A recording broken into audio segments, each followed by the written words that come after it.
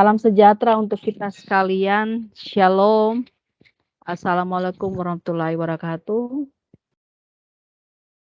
Om Swastiastu, Namo Buddhaya, salam kebajikan. Yang pertama-tama yang kami hormati Direktur Universitas Terbuka Jayapura, Bapak Dr. Andus Mujadi MPD, yang pada saat ini mungkin sedang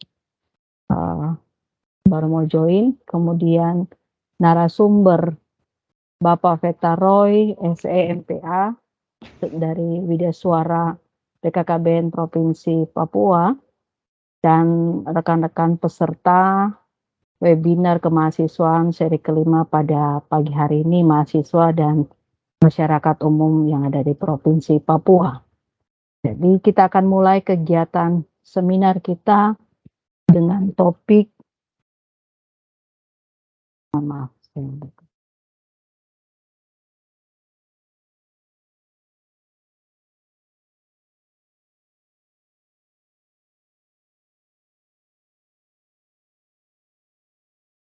dengan topik peran mahasiswa dalam menurunkan prevalensi stunting di Indonesia guna mewujudkan generasi penerus yang unggul. Sebelum kegiatan kita serahkan ke narasumber, kegiatan pada pagi hari ini akan dibuka oleh Kepala UT Jayapura. Kepada Bapak Dr. Andus Mujadi MPD, dipersilakan.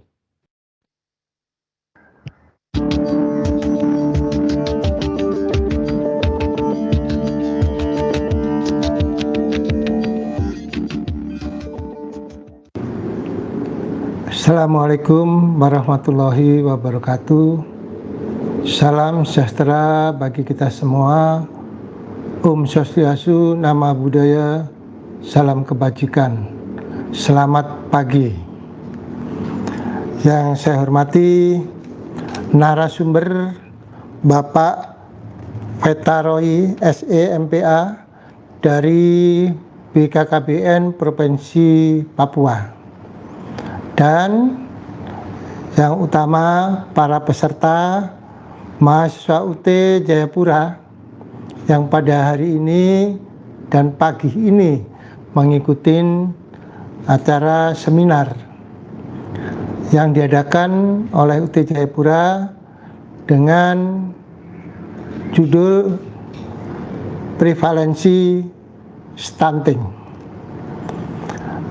Nah, mungkin ada yang sudah mengetahui apa itu stunting.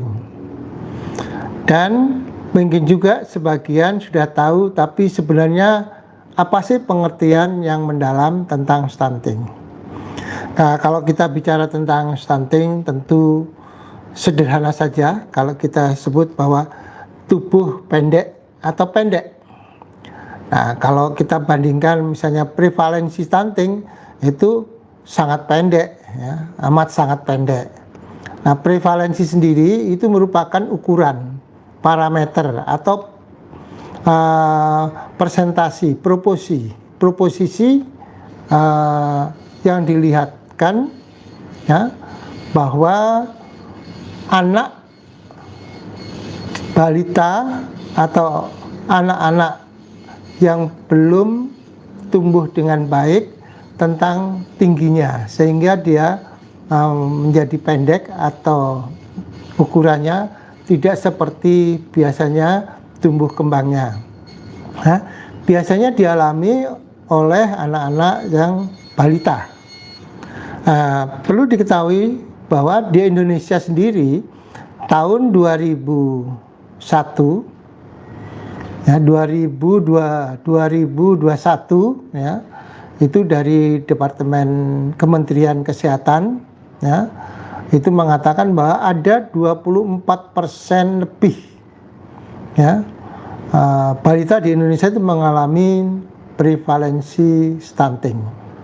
Nah, ini cukup mengesankan, ya, sangat terkesan, bukan terkesan baik, tapi prihatin, karena WHO sendiri itu mencanangkan hanya 20%, sedangkan kita 24%. Oleh karena itu,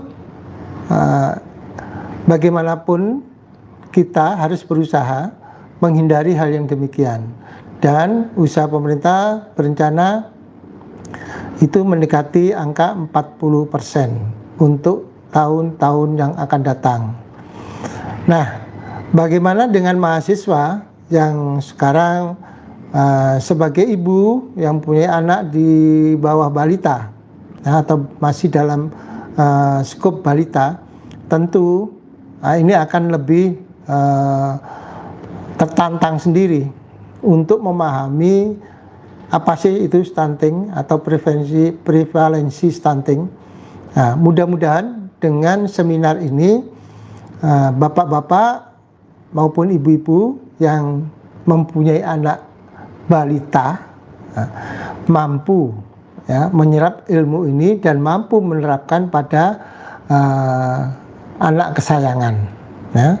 Mudah-mudahan ini bisa bermanfaat, ya, bukan hanya pada bapak ibu sebagai mahasiswa UT, tapi mungkin bagi saudara-saudara yang ada di sekitarnya atau masyarakat yang ada di sekitarnya.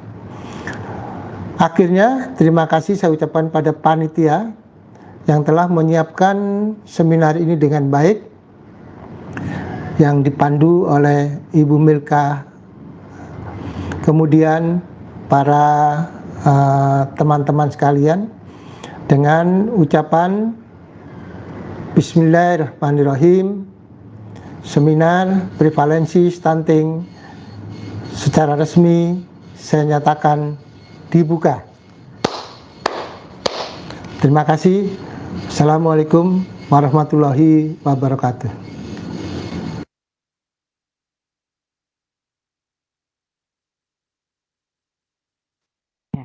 Baik, terima kasih banyak kepada Direktur UT Jayapura yang sudah membuka kegiatan kita pada pagi hari ini. Selanjutnya kepada narasumber Bapak Veta Roy, SEMPD dari Widya Suara BKKBN Provinsi Papua, dipersilakan untuk membawakan materi. Baik, terima kasih Ibu Milka sebagai moderator untuk kegiatan webinar series 5 ini yang terkait dengan peran mahasiswa dalam menurunkan angka prevalensi stunting dan untuk supaya menyiapkan generasi penerus kita yang unggul.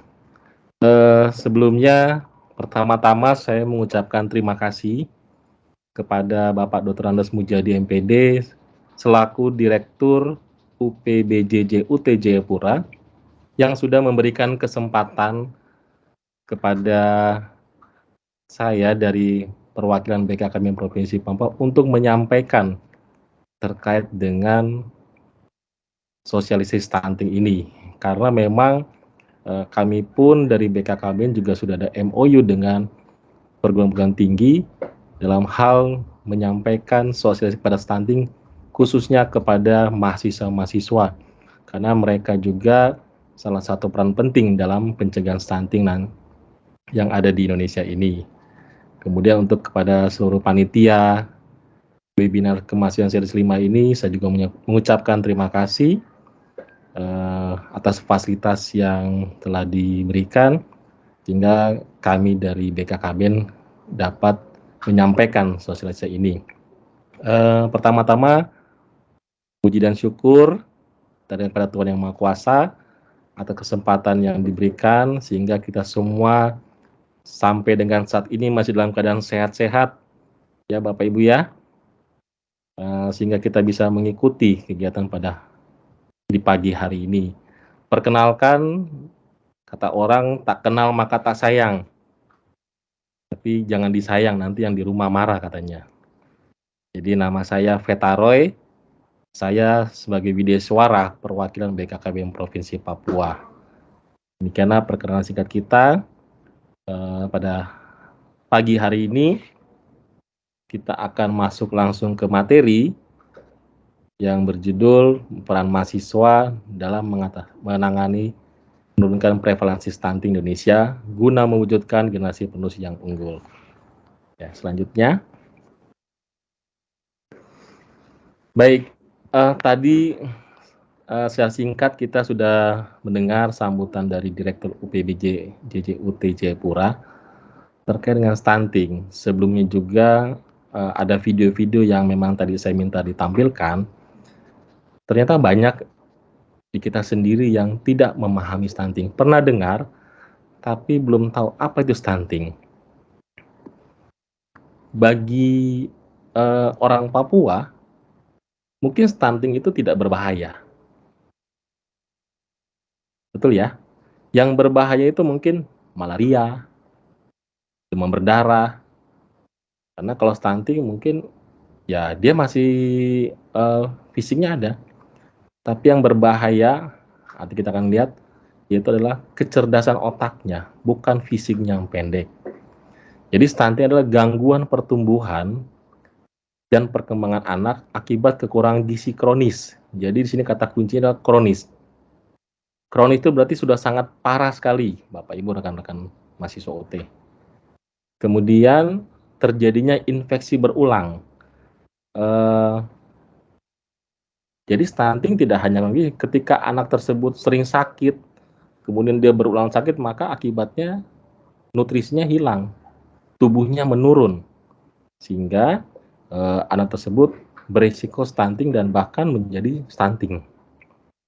Nah, diukurnya menggunakan standar dari WHO, jadi biasanya di bawah deviasi -2. Itu menurut Perpres 72 tahun 2021 tentang percepatan penurunan stunting.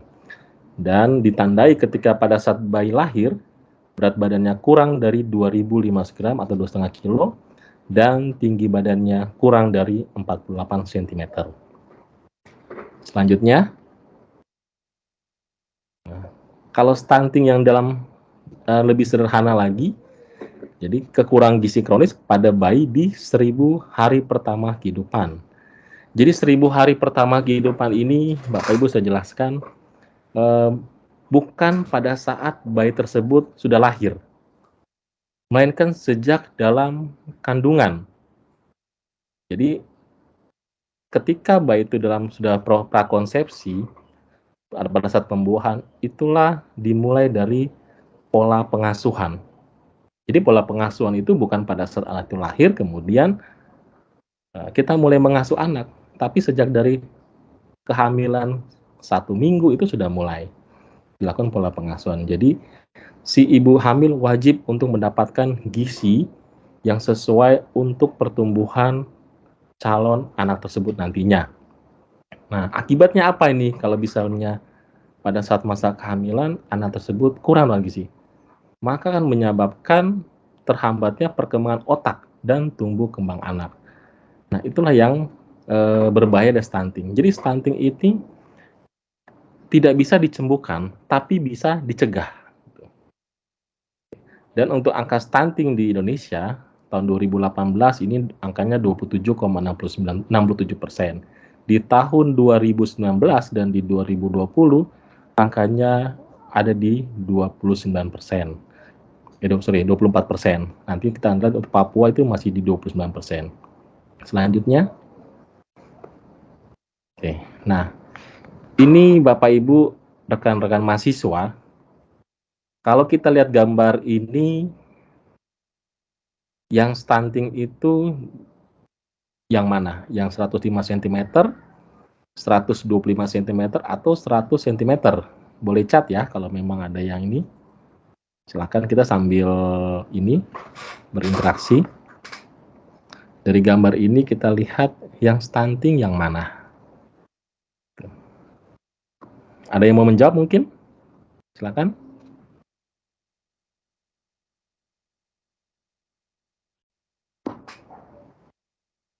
Ayo silakan peserta. Ya, ada yang mau menjawab mungkin dari. Jadi kita sambil sharing, bertanya mungkin ya supaya pemahamannya lebih jelas. Silakan.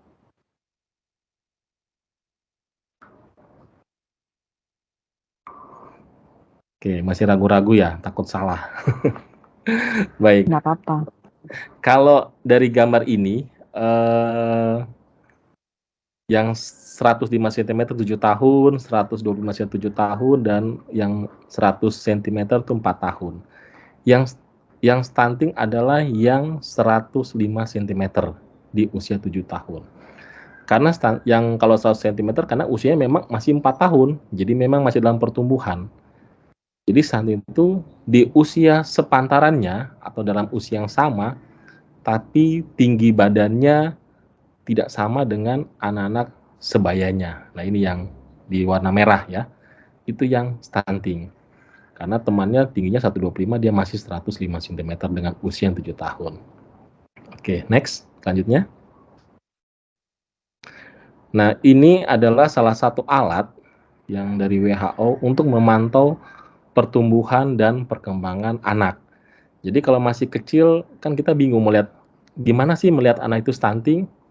Nah, bisa dilihat pada saat mulai dari usianya, dari mulai 1 tahun, 2 tahun dengan digunakan grafik WHO.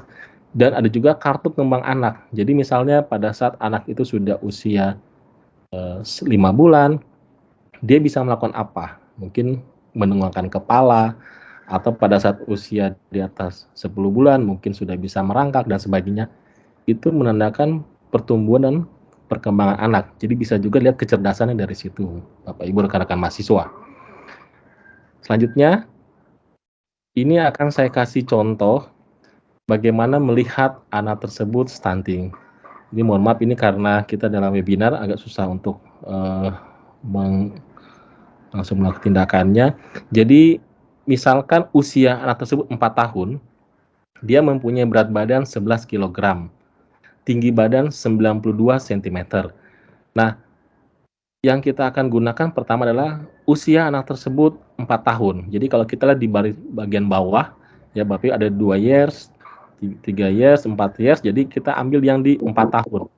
Nah, 4 tahun itu kita tarik garis lurus ke atas. Jadi yang 4 tahun itu kita tarik garis lurus ke atas, itu adalah batasnya. Kemudian kita gunakan tinggi badan yang 92 cm. Jadi 92 cm itu kalau di sebelah kiri itu di bawah di 100, 95 atau 90 ya sebelah kiri. Batas sebelah kiri, ya ke kiri lagi mungkin, silakan operator, ke kiri lagi, ke kiri lagi, ke kiri terus sampai ada angka 100, 95 dan 90. Ya, di situ agak ke bawah sedikit. Oke, dari 92 berarti kita tarik garis ke kanan. Horizontal ke kanan dan akan ketemu di tadi yang 4 tahun tersebut. Nah, itu kalau di situ garisnya berarti ada di -2 yang garis merah, ke bawah lagi, ke bawah. Tariknya ke kanan lurus vertikal. Dari 92 yang 92 itu tarik ke kanan lurus vertikal. Nah, itu nah betul. Ke bawah lagi. Oke, ke bawah lagi. Nah, oke di situ.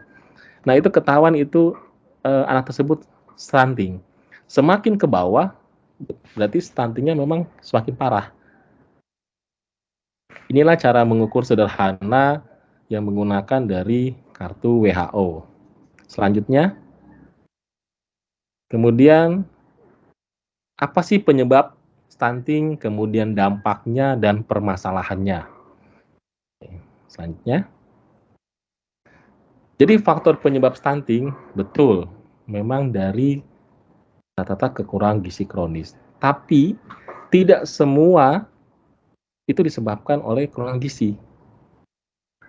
Kalau di kesehatan ada namanya nanti intervensi spesifik dan intervensi sensitif. Nanti saya juga akan jelaskan selanjutnya bahwa stunting itu juga disebabkan oleh praktek pengasuhan yang tidak baik. Kenapa praktek pengasuhan yang tidak baik?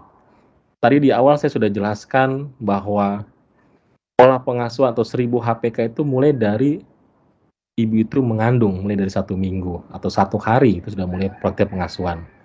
Tapi biasanya kehamilan diketahui biasanya setelah haidnya tidak dapat, kemudian diperiksa, oh dia hamil. Jadi proses pengasuhan sejak dia hamil. Nah, di Jayapura kemarin ditemukan banyak juga angka stunting di Jayapura. Padahal kalau mau dibilang, Jayapura untuk mendapatkan gizi mudah, kemudian secara ekonomi juga orang tersebut, keluarga tersebut juga mampu.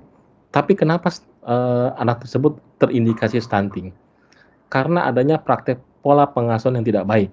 Contohnya ketika ibu itu hamil, biasanya ini terjadi di ibu-ibu yang masih muda.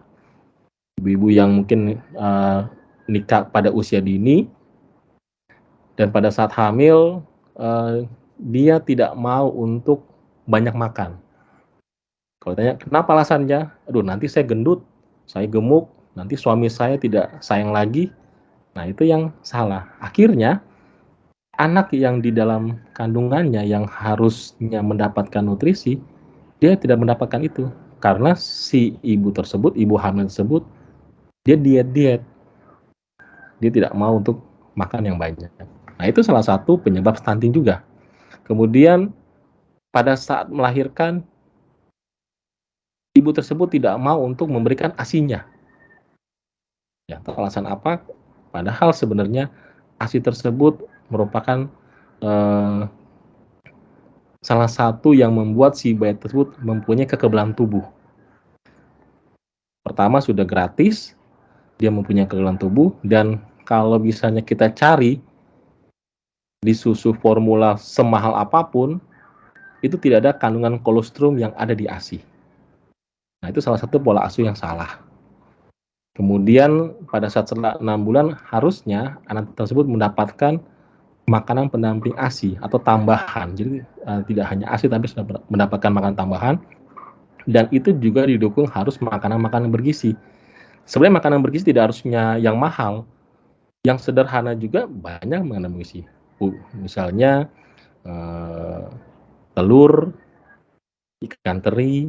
Nah, itu sama makanan-makanan dapat yang dapat mengandung gizi, yang dapat mencegah stunting, karena di situ banyak kandungan kalsium, zat besi, asam folat yang memang diperlukan untuk pertumbuhan otak dan anak tersebut. Kemudian juga penyebabnya terbatasnya layanan kesehatan.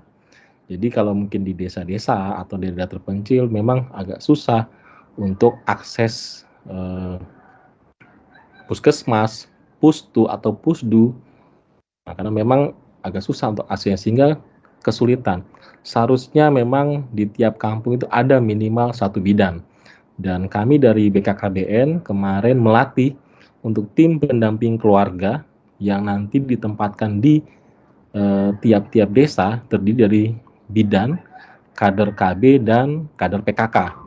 Sehingga untuk terkait tadi layanan kesehatan, sehingga ada ibu bidan yang ada memang selalu sedia di setiap kampung untuk memeriksa kehamilan dari ibu-ibu yang di kampung tersebut. Kemudian ada juga kurangnya akses makanan bergizi. Nah, 1 dari 3 ibu hamil itu anemia. Karena memang anemia itu biasanya dapat dari kekurangan zat besi, dan itu ada di bayam. Kalau memang kita di Papua, khususnya di daerah pegunungan mungkin yang agak susah atau yang susah untuk mendapatkan sayur, kalau di Asmat memang kemarin saya sana susah untuk sayur. Ya, karena memang daerahnya air. Atau juga kemarin ke Tolikara juga agak susah. Nah, makanan bergizi dianggap mahal di sana, sehingga kurangnya akses makanan bergizi. Kemudian kurangnya akses air bersih dan sanitasi. Di Papua juga masih banyak daerah-daerah yang tidak ada air bersih untuk masuk.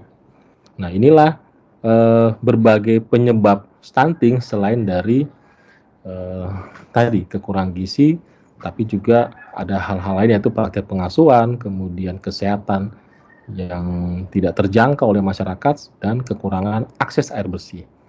Oke, selanjutnya. Kemudian apa dampak stunting ini? Kenapa stunting itu menjadi penting untuk kita cegah? Yang pertama, dampak jangka pendeknya akan terganggunya perkembangan otak anak tersebut. Kemudian kecerdasan berkurang, gangguan pertumbuhan fisik, serta gangguan metabolisme dalam tubuh. Kalau untuk anak stunting dengan anak yang non stunting ketika otaknya di ronsen, yang stunting itu sel-selnya padat. Tapi kalau untuk anak-anak yang stunting itu kurang. Karena itu tidak ada asupan gizi pada saat dia pembentukan mulai dari masa kehamilannya. Sehingga itu berpengaruh kepada kecerdasan otak. Jadi tadi seperti yang saya sampaikan, yang berbahaya bukan masalah pendek. Memang anak stunting itu pasti pendek, tapi orang pendek belum tentu stunting. Jadi harus kata kuncinya seperti itu. Orang pendek belum tentu stunting. Berarti kalau jangan yang kita orang pendek, oh berarti dia stunting, tidak. Cuman ada juga orang tuanya, ayah ibunya tinggi. Tapi kalau dia tidak melakukan pola asuh yang tepat pada saat kehamilan, walaupun mungkin dia mempunyai ekonomi yang baik, bisa jadi nanti anaknya akan pendek walaupun orang tuanya tinggi. Itu akibat dari tadi, gangguan pertumbuhan pada saat masa kehamilan. Nah, dampak jangka panjangnya tentunya akan menurunkan kemampuan kognitif dan prestasi belajar, menurunnya kekebalan tubuh sehingga mudah terpapar penyakit, dan pada saat usia tua akan meningkatkan risiko penyakit diabetes, obesitas, jantung, pembuluh darah, kanker, stroke, dan lainnya. Itulah dampak jangka pendek dan jangka panjang. Kenapa negara sangat memperhatikan? Karena tentunya pertama, kalau untuk dampak jangka pendek, tentunya anak-anak tersebut ketika nanti pada saat Indonesia Emas 2045, tentunya mereka tidak akan bisa bersaing. Karena tadi SDM-nya tidak berkualitas. Kemudian dampak jangka panjangnya, tentunya negara juga akan lebih keluar biaya. Yang jelas ketika mereka sakit tentu kan akan di-cover oleh BPJS. Banyaknya pengeluaran negara karena penyakit-penyakit yang sering mereka datang ke rumah sakit karena penyakit mereka itu akibat dari stunting tersebut. Selanjutnya, nah di sini Indonesia termasuk negara dengan prevalensi sangat tinggi. Jadi di atas 30%. Untuk tahun 2020 Indonesia memang angkanya 24%. Tapi menurut WHO itu masih tinggi.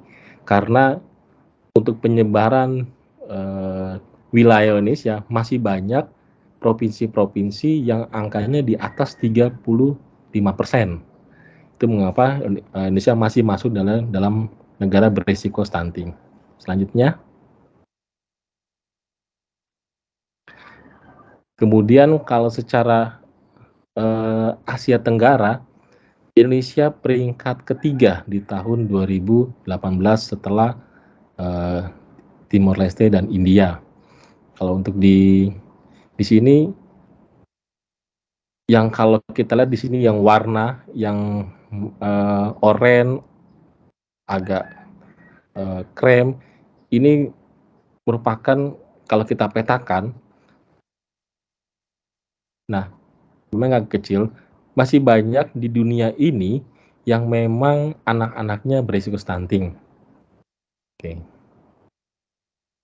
Kalau yang ada juga yang overweight. Nah, kalau di Cina, Bapak Ibu, di Cina itu angka stuntingnya sangat kecil. Ada yang tahu mungkin jawabannya? Kenapa di Cina itu angka stuntingnya sangat kecil? Karena di Cina itu yang masalah bukan stunting, tetapi adalah obesitas. Karena di Cina mempunyai kebijakan untuk anak itu hanya satu. Tidak boleh lebih dari satu. Lebih dari satu berarti dia harus digugurkan atau dikenakan sanksi atau denda, bahkan dipenjara. Nah, di Indonesia kita tidak memperlakukan seperti itu. BKKBN pun tidak ada namanya slogan hanya boleh 2 anak. Tapi kami BKKBN 2 anak lebih baik atau lebih baik. Jadi bukan membatasi. Silakan punya anak banyak tapi berkualitas. Jadi silakan diatur jaraknya, jangan terlalu dekat, jangan terlalu banyak sehingga faktor-faktor tersebut tidak akan berisiko dengan risiko stunting. Oke, next selanjutnya. Nah, ini kalau kita petakan tadi untuk khusus di Indonesia, yang warna merah ini itu yang angkanya tinggi. Semakin gelap warnanya, berarti semakin tinggi angka stuntingnya. Contoh kayak di bawah-bawah itu Pulau NTT, nah itu Timor Leste itu agak gelap angkanya. Papua hampir sebagian besar di Papua itu berwarna merah. Nah inilah PR kita bersama, terutama kita yang ada di Papua. Selanjutnya, kemudian angka stunting menurut provinsi untuk Papua di angka 29,36%. Tapi yang tertinggi adalah di Nusa Tenggara Timur, karena memang di sana terus terang kita tahu juga bahwa untuk akses air bersih di NTT sangat susah didapat ya Bapak Ibu.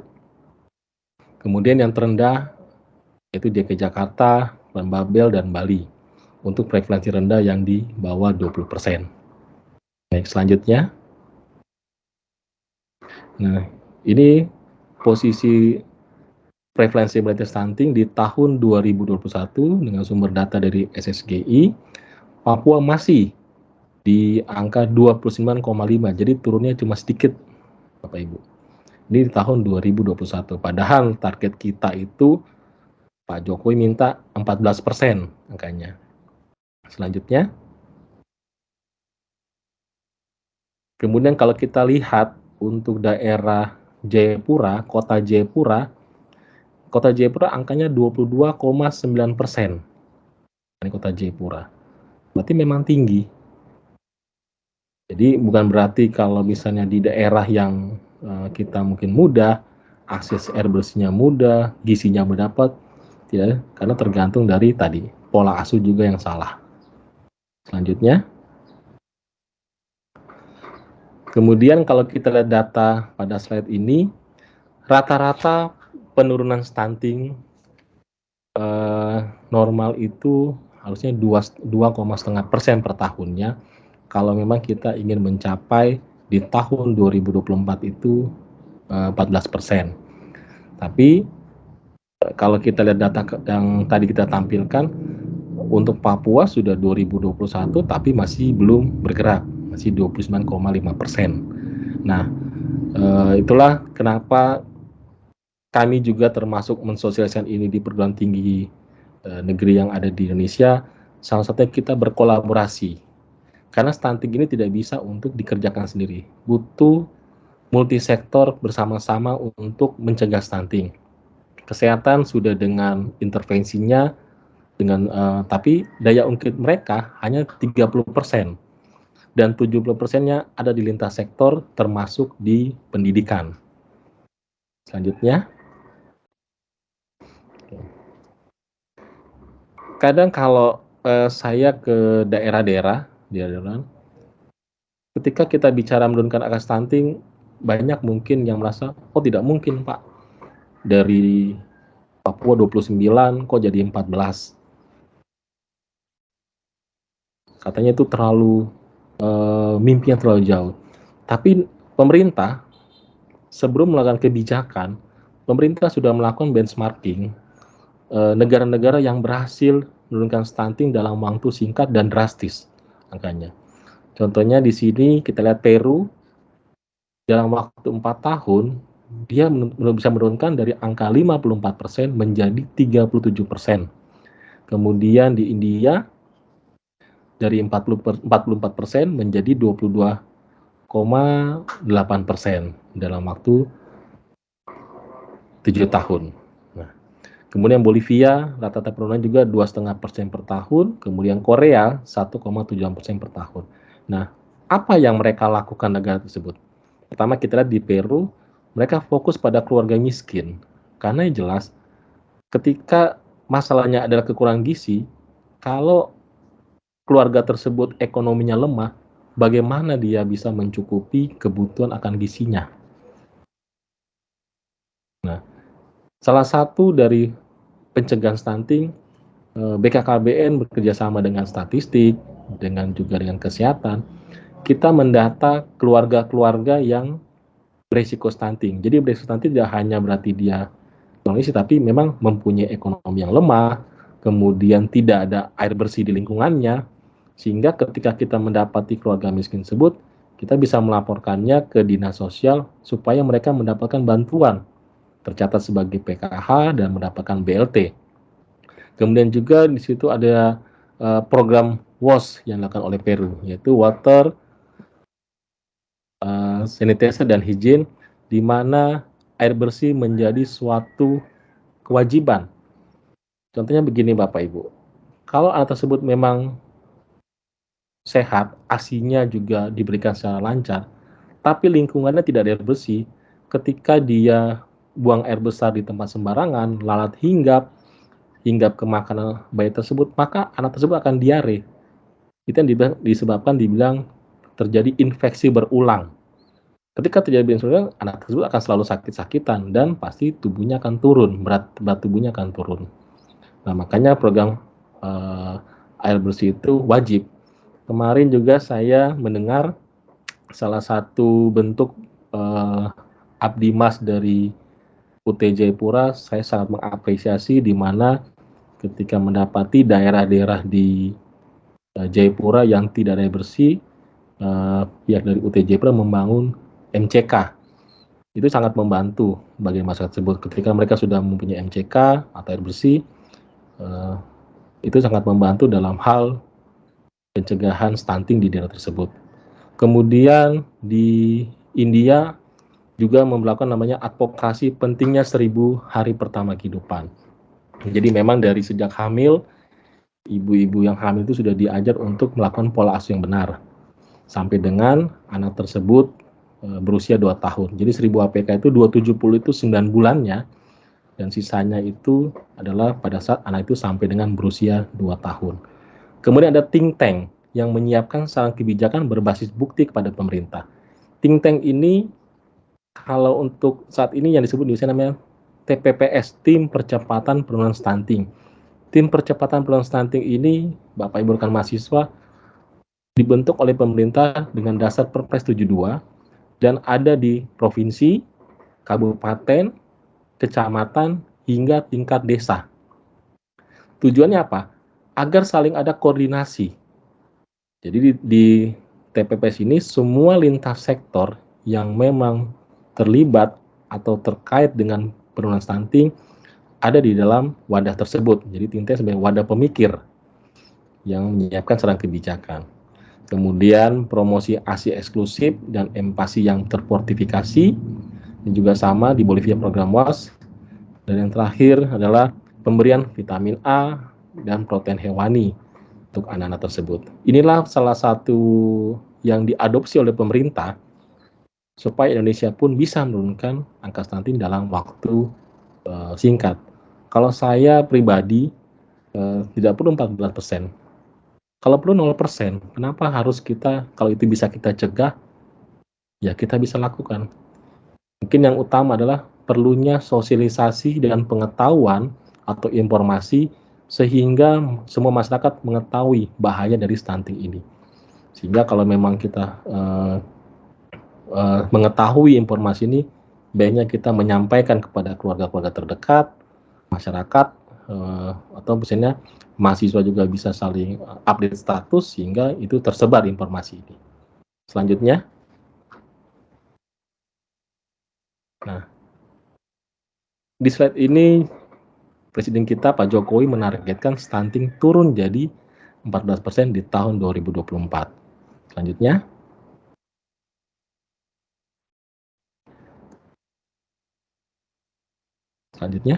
dan BKKBN ditunjuk sebagai Ketua Pelaksana Program Percepatan Stunting.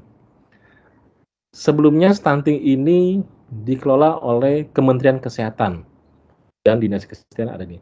Tapi kenapa untuk mulai sejak tahun 2020 stunting ada di BKKBN? Jadi bukan berarti karena BKKBN itu mampu menuntaskannya, tidak.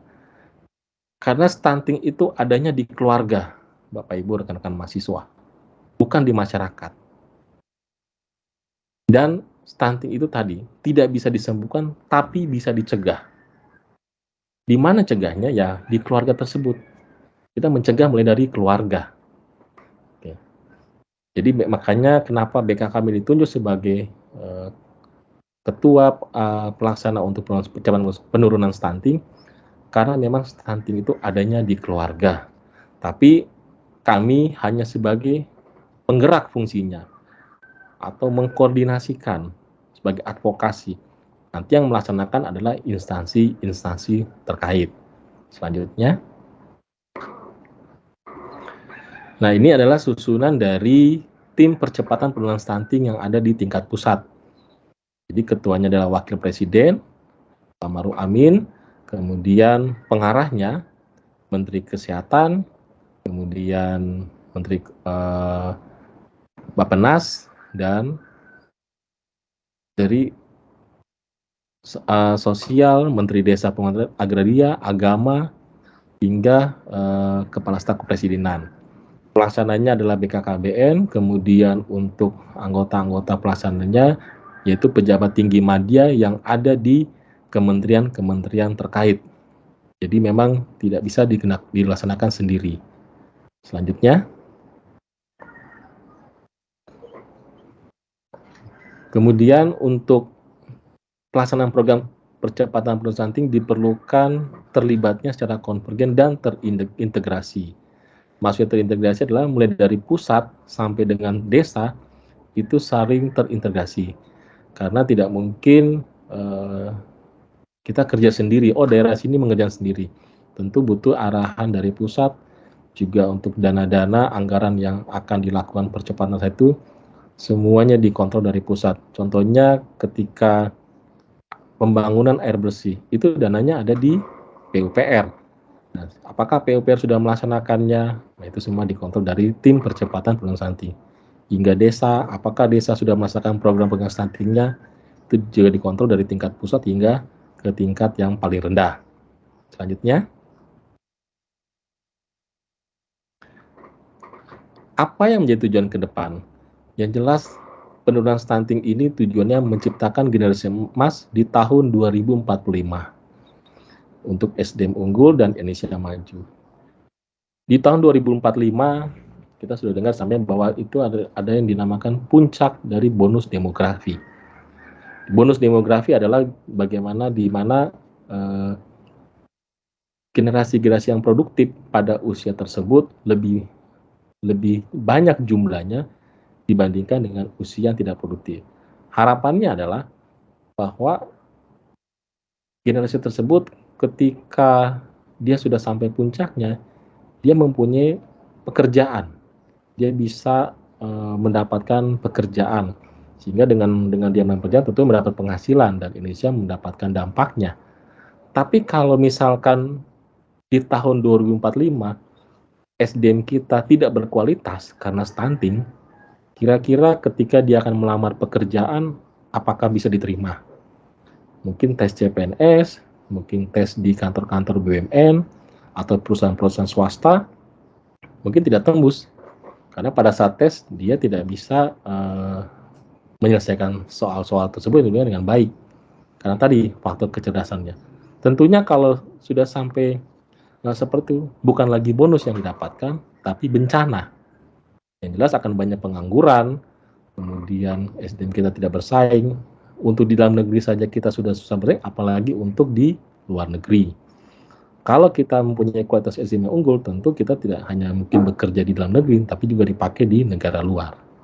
Itulah tujuannya kenapa pencegahan stunting itu penting. Selanjutnya,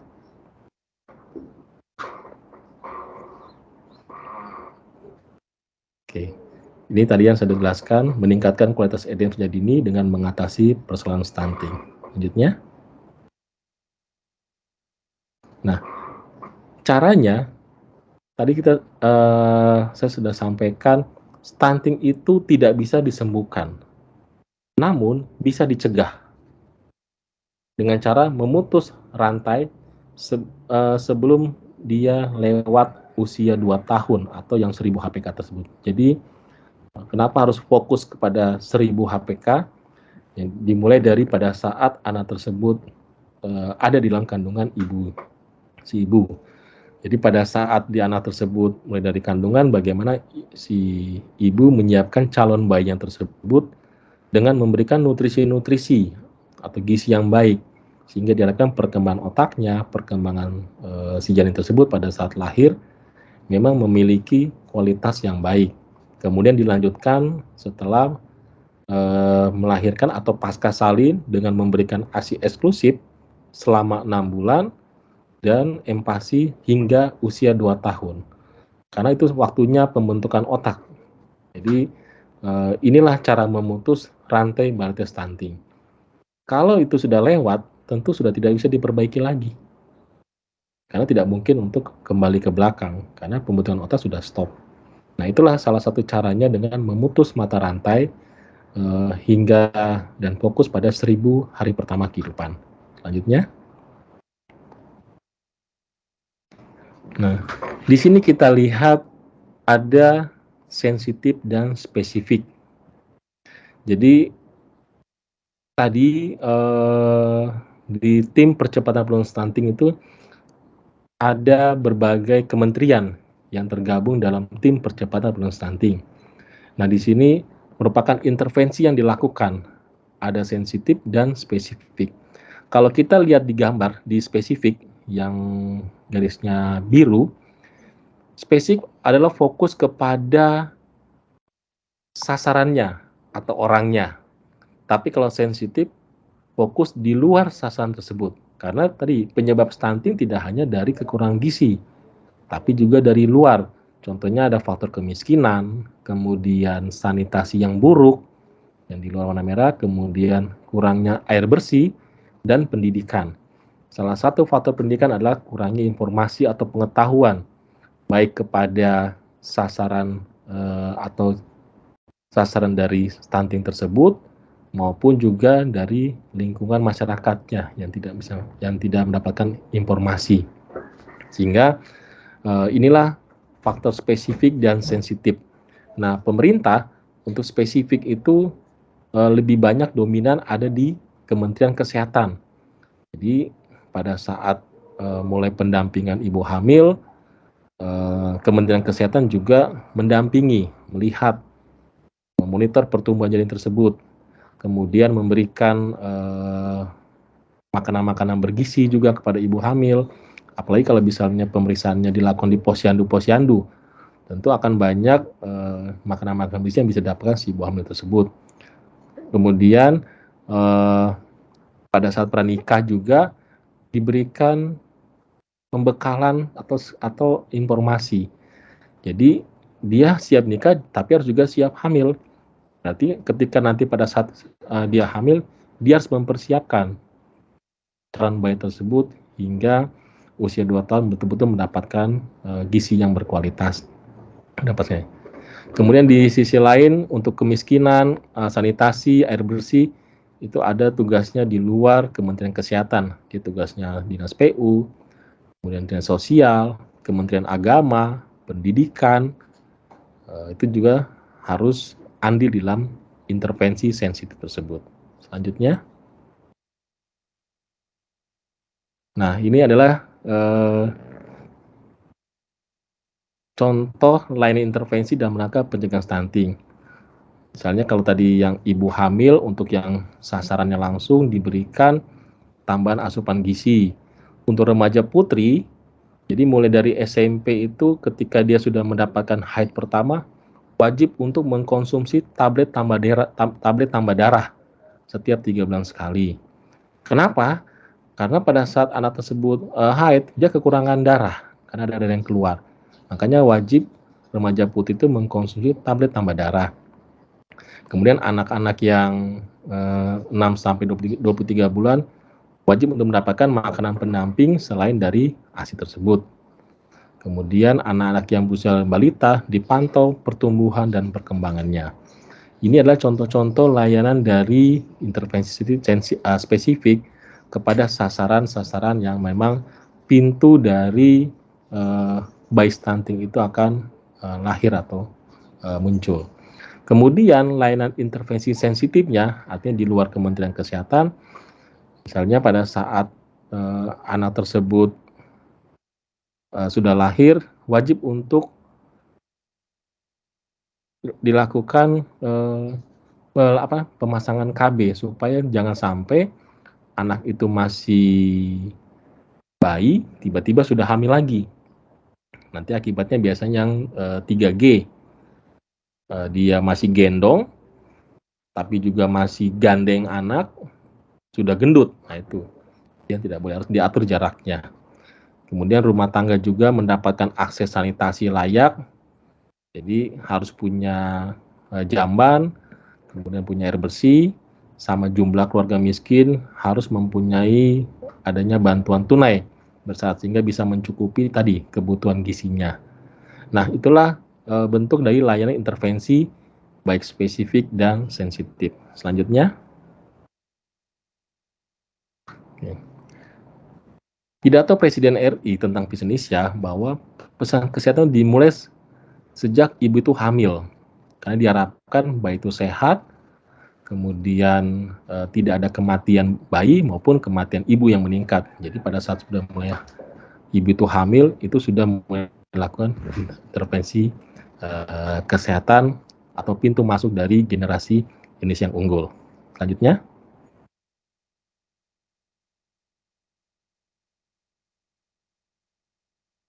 Selanjutnya.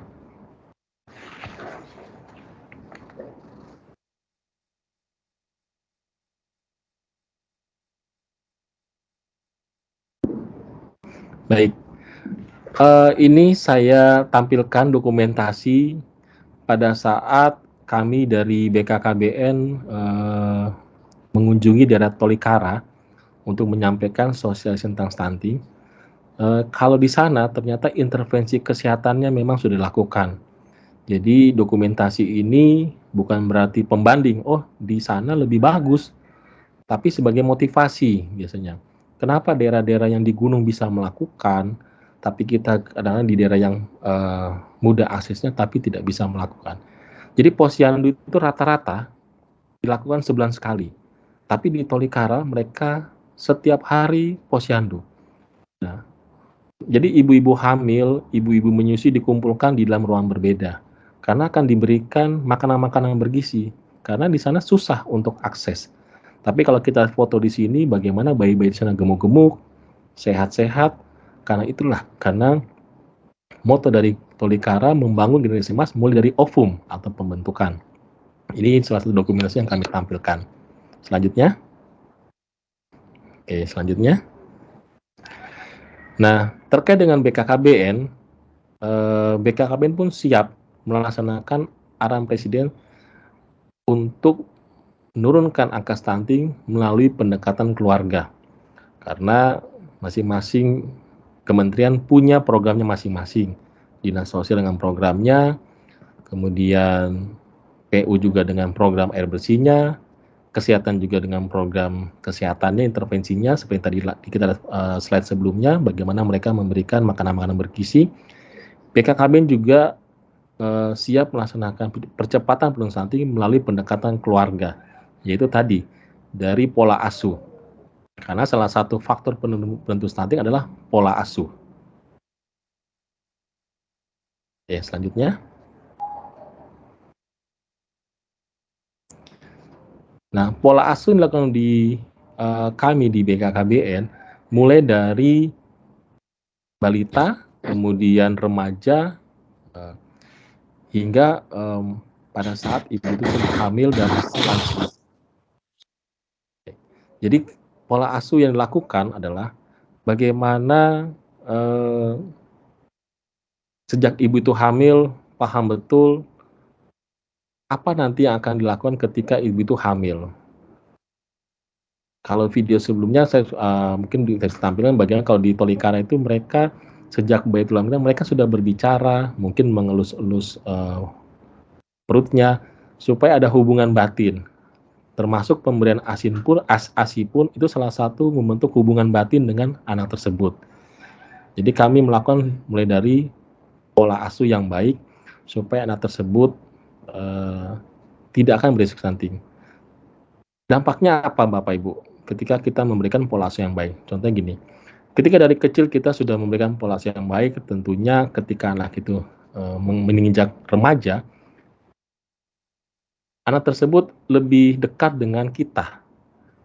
Nah, salah satu pintu dari terjadinya anak berisiko stunting adalah pernikahan dini, atau yang diakibatkan biasanya terjadinya seks bebas di remaja.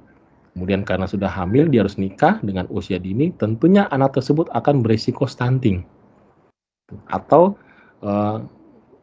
karena pola asuh yang salah, anak-anak hanya berpatokan saya cukup SMA saja, tidak ada niat untuk kuliah. Ketika SMA selesai, kemudian menikah, tentu akan berisiko stunting karena rahimnya belum kuat. Kalau dia mungkin kuliah, tentu dia akan melewati masa tersebut, menyelesaikan kuliahnya, sehingga rahimnya kuat dan dewasa secara mental juga. Ketika dia menikah dan hamil, si ibu tersebut sudah dewasa dalam hal mental sehingga bisa memberikan pola pengasuhan yang baik. Selanjutnya,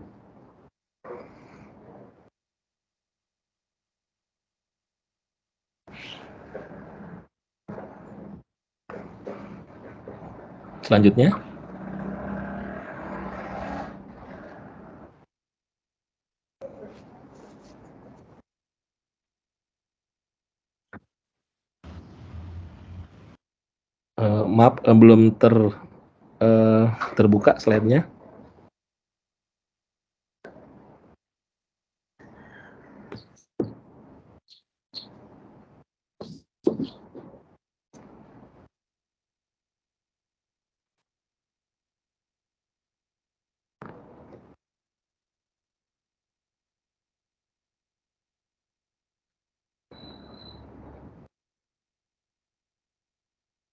Oke. Nah, dan salah satu cara pendengaran stunting adanya batas usia ideal menikah untuk perempuan 21 tahun dan laki-laki 25 tahun. Kenapa ada batas usia ideal menikah? Yang jelas kalau memang menikah pada usia ini tentunya tadi rahim wanitanya sudah siap ketika dibuahi, kemudian secara mental juga, emosi ketika dia mempunyai anak, dia bisa fokus. Jangan karena masih muda ada anaknya tapi sibuk dengan HP-nya, sibuk update status, jadi malah terabaikan anak tersebut sehingga menyebabkan pola asuh yang salah.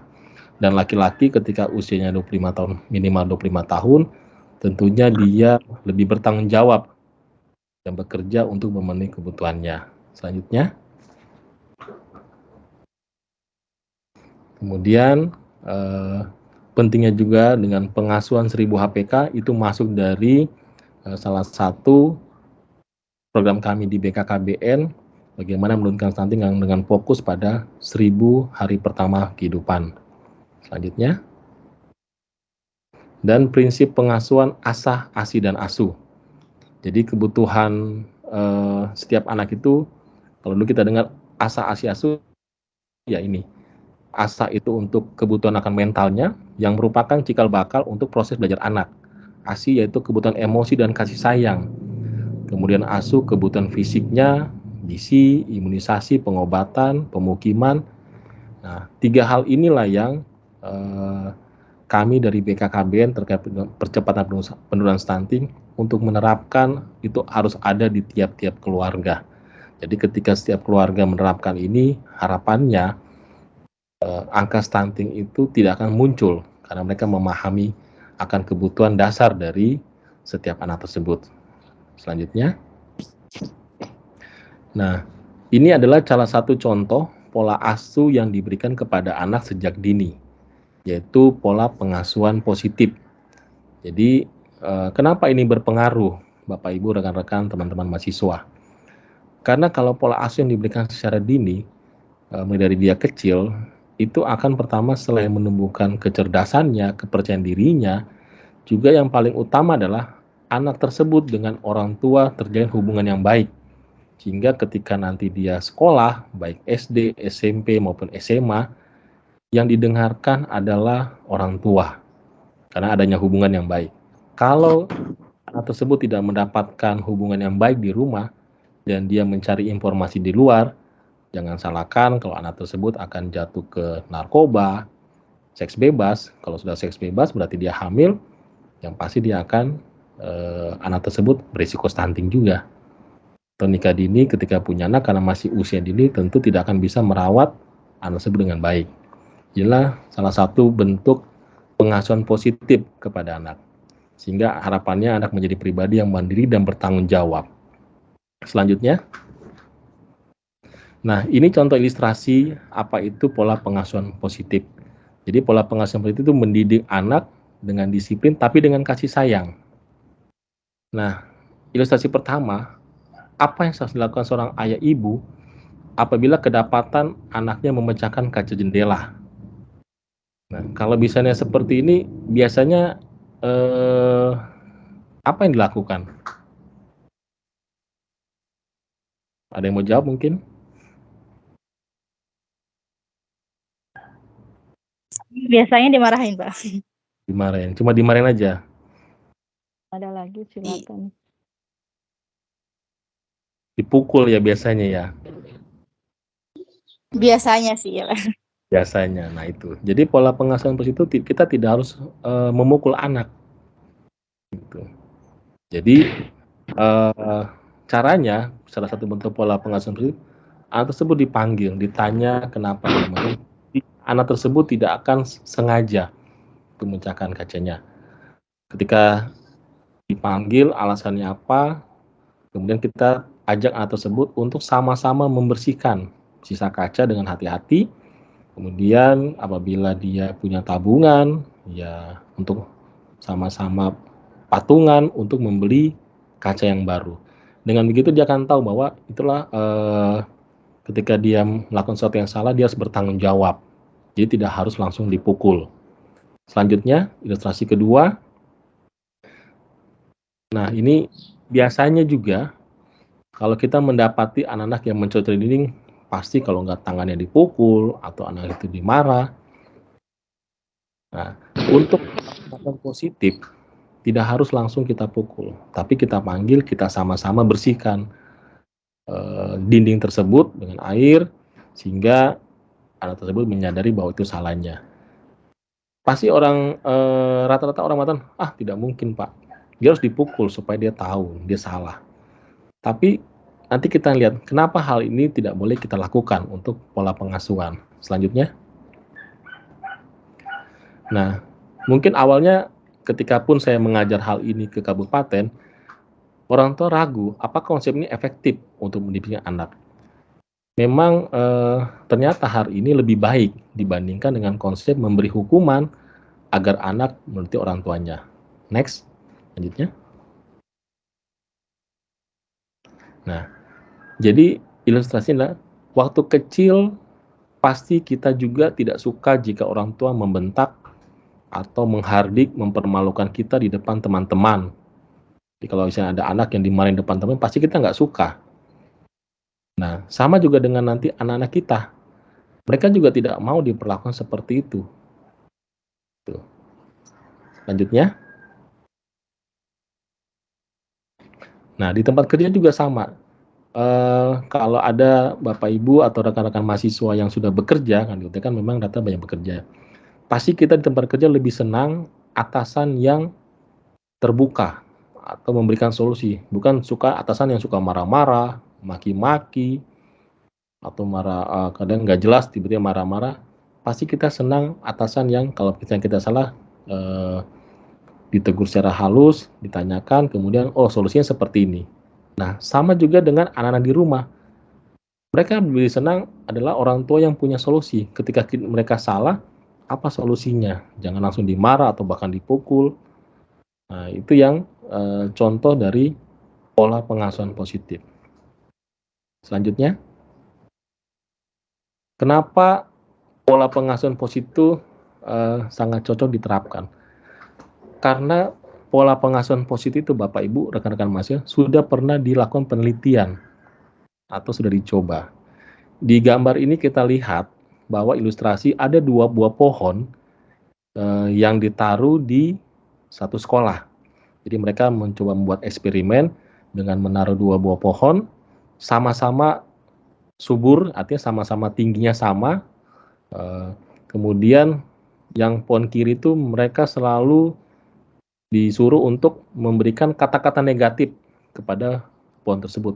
Jadi bilang, kamu pohon yang tidak baik, buahmu nanti akan tidak berkembang atau daunmu jelek, kemudian kamu akan layu. Jadi itu dilakukan selama 30 hari. Selalu dilakukan kata-kata negatif. Dan pohon yang di sebelah kanan selalu dikatakan kata-kata positif. Misalnya bungamu akan bagus, daunmu akan hijau, kamu akan tumbuh dengan subur, dan hal-hal pokoknya yang berbau positif. Next. Nah, hasilnya, silakan next. Jadi setelah 30 hari, untuk pohon yang selalu diberikan kata-kata positif bahwa dia akan subur, dia memang betul-betul akan tumbuh dengan subur dan daunnya hijau. Tapi pohon yang satu yang selalu diberikan kata-kata negatif, kemudian kamu akan layu, memang akan betul-betul layu. Walaupun mereka dua-dua dikasih air, dikasih pupuk yang sama, tapi pengaruh dari negatif tersebut. Next. Jadi itulah kenapa ketika kita melakukan pengasuhan positif, tentu dampaknya sangat baik bagi anak. Mungkin tidak dirasakan pada saat dia masih kecil, tapi ketika dia mulai remaja, yang orang tua semua butuhkan adalah komunikasi dan kedekatan dengan anak. Sehingga orang tua bisa membimbing anak dengan baik, sehingga anak-anak tidak akan terjerumus untuk hal-hal yang tidak baik, narkoba maupun seks bebas, sehingga tidak ada namanya anak-anak itu lahir karena usia masih dini akibat seks bebas. Next. Nah, jadi untuk penurunan stunting itu memang membutuhkan peran multisektor, tidak hanya dari kesehatan, tapi dari semua instansi-instansi yang terlibat. Jadi yang menentukan dari lingkungan, kemudian ekonomi politik, faktor kesehatan, pendidikan, dan lain sebagainya. Next. Nah, ini salah satu contoh dari masing-masing lintas sektor dengan contohnya terkait dengan intervensi dilakukan, misalnya kesehatan dengan program ibu hamil, ibu menyusui, remaja putri dan balita, dan di luar tersebut yang 70% adalah program sektor non kesehatan, misalnya pertanian meningkatkan akses ketahanan pangan dan gizi, pekerjaan umum menyediakan sarana sanitasi pedesaan, agama bimbingan perkawinan atau pranikah. Jadi sebelum nikah itu ada bimbingan perkawinan dan Kominfo dengan kampanye informasi terkait stunting, keluarga berencana tentang praktek pengasuhan anak seperti tadi kita sudah contohkan, kemudian pendidikan penyelenggaraan PAUD, kelas parenting, penguatan UKS. Selanjutnya. Nah, sekarang terkait dengan tema kita, yaitu program mahasiswa peduli stunting. Apa peran mahasiswa kita saat ini untuk menurunkan stunting? Selanjutnya. Jadi program inovasi kemahasiswaan untuk mendukung percepatan penurunan stunting melalui Tridharma Perguruan Tinggi. Selanjutnya. Jadi Tridharma Perguruan Tinggi salah satu adalah implementasi Merdeka Belajar. Kalau di BKKBN kerjasama dengan perguruan tinggi negeri, kita memberikan kuliah umum pada saat mahasiswa baru, kemudian adanya pojok kependudukan, sama integrasi mata kuliah terkait dengan kependudukan dan pencegahan stunting, juga ada KKN tematik. Jadi kalau memang di UT memang mungkin tidak ada KKN ya untuk ini, tapi di perguruan tinggi negeri yang lain kita melakukan KKN bagaimana ketika dia di desa, ditempatkan desa, tugasnya untuk bagaimana menginventarisir lokus yang ada di sana dan bagaimana supaya penduduk di sana terhindar dari stunting. Selanjutnya, karena kita ketahui bersama fungsi pendidikan tinggi yang pertama adalah mengembangkan kemampuan dan membentuk watak serta peradaban bangsa yang bermartabat dalam rangka mencerdaskan kehidupan bangsa. Kemudian mengembangkan sivitas akademik yang inovatif, responsif, kreatif, terampil, berdaya saing, dan kooperatif melalui pelaksanaan Tridharma, serta mengembangkan ilmu pengetahuan dan teknologi dengan memperhatikan dan menerapkan nilai humaniora. Selanjutnya,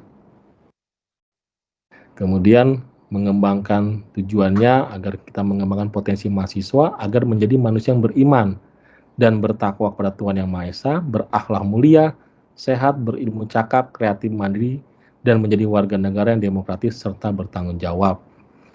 Selanjutnya,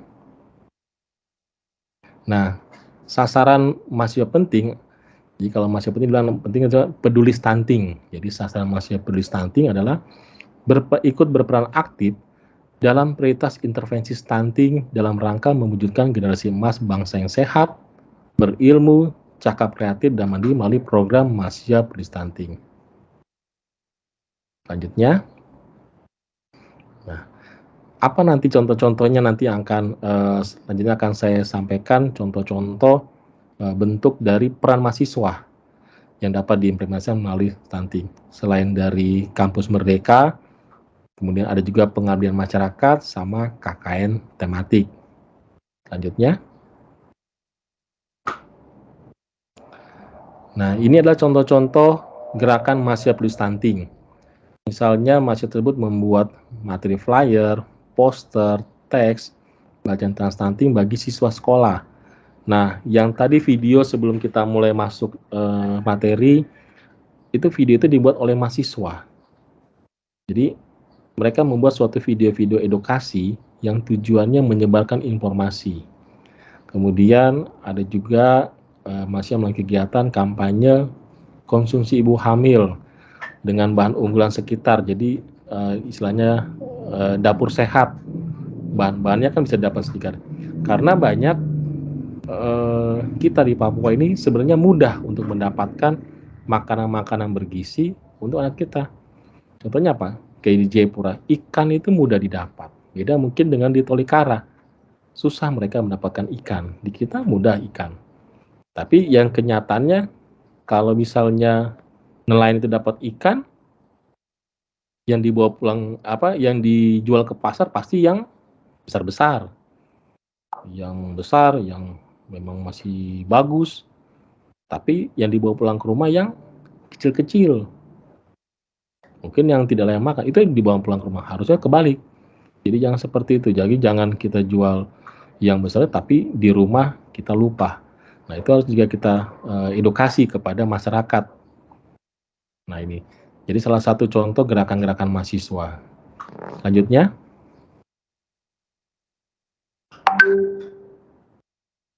Nah, ini salah satu dokumentasi ketika mahasiswa itu ke KKN, mereka bagaimana menyampaikan informasi kepada masyarakat. Karena tadi salah satu faktor dari stunting adalah karena tidak adanya informasi atau pengetahuan pendidikan. Oke. Kemudian selanjutnya,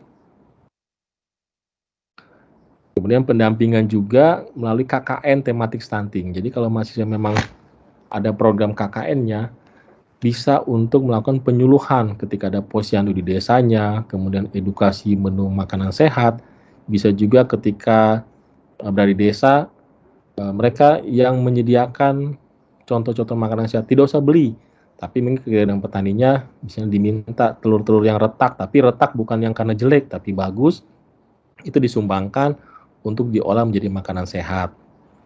Itu salah satu pola pendampingan dilakukan mahasiswa pada saat mereka KKN. Selanjutnya. Nah, ini salah satu kisah inspiratif. Jadi pada saat mahasiswa tersebut KKN menyediakan untuk makanan sehat bagi ibu-ibu yang punya anak masih bayi. Tuh. Nah, awalnya memang untuk bisnis atau pelatihan kewirausahaan, tapi lama-lama itu jadi konseling untuk ibu-ibu balita. Selanjutnya. Nah, ini contoh dari intervensi gizi melalui dapur sehat, yaitu jadi dapur sehat atasi stunting.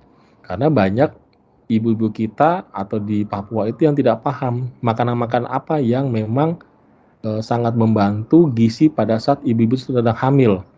Jadi konsumsi apa yang seharusnya. Padahal tahu tempe itu bagus proteinnya, pembentukannya juga bagus. Jadi tidak hanya selalu itu dengan susu atau makanan-makanan yang mahal, tapi hal yang sederhana juga bisa. Selanjutnya.